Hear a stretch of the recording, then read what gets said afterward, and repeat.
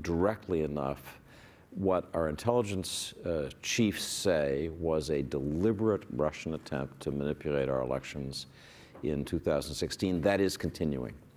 And so let me ask each of you to briefly assess how you think on that particular issue this administration and Secretary Nielsen are doing.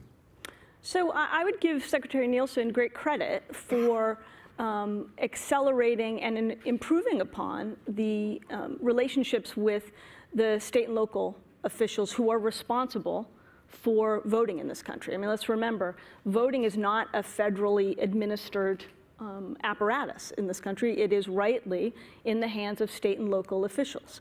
Thousands and thousands of precincts are overseen, and counties are overseen by state and local officials, and so they're administered at the state level. That means you need a robust engagement with state and local officials from the federal side, and that has been in the hands of DHS and in the hands of Secretary Nielsen. And I think she and her team have done a very good job of building what I call kind of infrastructure or scaffolding that the federal government and the state and local officials can share information. They've created an election coordinating council, and I think, and what I've heard from talking to state officials who are in charge of securing the voting infrastructure, they see a real improvement and a very good effort by DHS on that front. And then the other thing I would say is I think Secretary Nielsen and the leaders of the intelligence community have been out in a unified voice talking about the continued Russian threat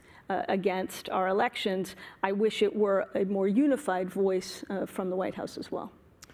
Dave, I'd be interested in your assessment of that, and maybe to add just one additional element.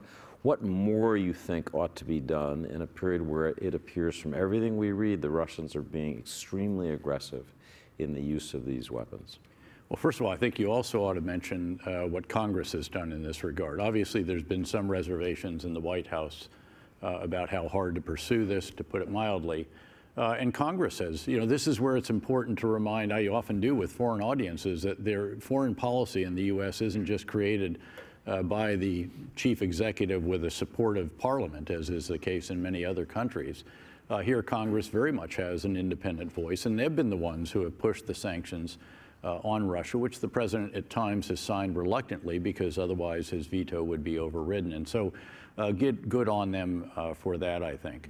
Look, clearly a message has to be sent to Russia, and the new cyber strategy that's been announced actually allows a greater offensive activity to be determined. You'll have to see what are the standing rules of engagement, as they say, that will guide this if it's wielded by Cyber Command and their assets, which include NSA, of course. But again, you can pursue this in a host of other ways as well. Some of this has been done. There is, again, there's been pursuit in the legal realm, there's financial, all of these opportunities are there.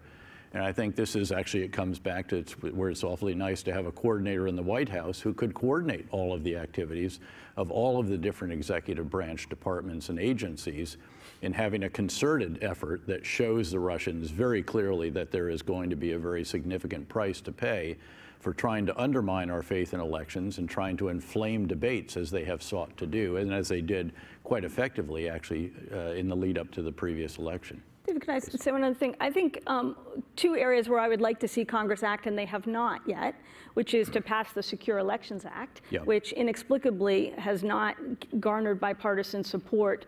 It has bipartisan authors, but it has not been pushed through Congress, that would provide funding to states to shore up their cybersecurity of the voting infrastructure. And pretty modest funding, by the way. I mean, this is not break the bank kind of spend. Right, and unfortunately, that's the other point I would make, which is to say this is not a one and done effort. Right, there needs to be a sustained support for states to shore up their cybersecurity and their election infrastructure going on out for many years to come. The technology changes, the tactics of our adversaries changes and evolves very rapidly. We have to be in that game. So I think they should be working on that diligently and setting a path for the future. The other thing is I think that they should require a report from the intelligence community 60, 90 days out to the Congress about what efforts are being made by any state or non-state actors, for that matter, to interfere in our elections. So